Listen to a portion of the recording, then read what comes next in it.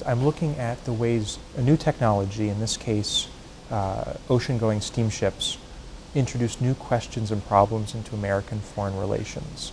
These steamships were all subsidized by the government. They carried passengers, they carried freight, and they carried the mails, which kind of is how this all got brought under some kind of constitutional, past constitutional muster. The Foundation for the National Archives is really pleased to welcome Peter Schulman as our first fellow and to fund the fellowship that he's been working on in partnership with the National Archives. Peter Schulman's selection was because of the quality of his proposal.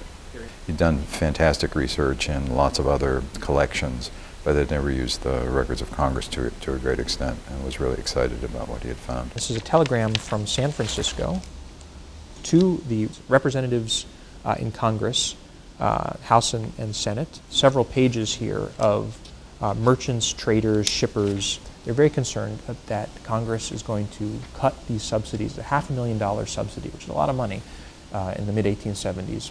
The extension was opposed, though, by the legislature of California. This is strange when you look at a state working against what appear to be the economic interests of the commercial community of its largest city. This idea, in terms of an individual looking at the records and doing scholarly research with them, is really a favorite topic of the Archivist of the United States. It was something that I brought with me to the archives, in thinking about ways that we could encourage the use of the collections in the creation of new scholarship. And this is a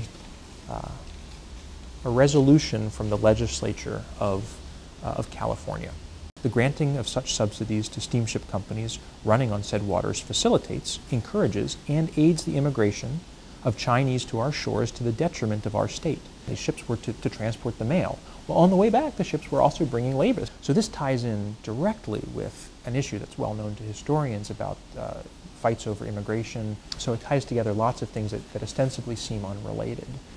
And technology is really at the center of this. I would love to get to the point where we have in-residence folks, people who spend an academic year with us or a semester with us, going through the collections to do their research.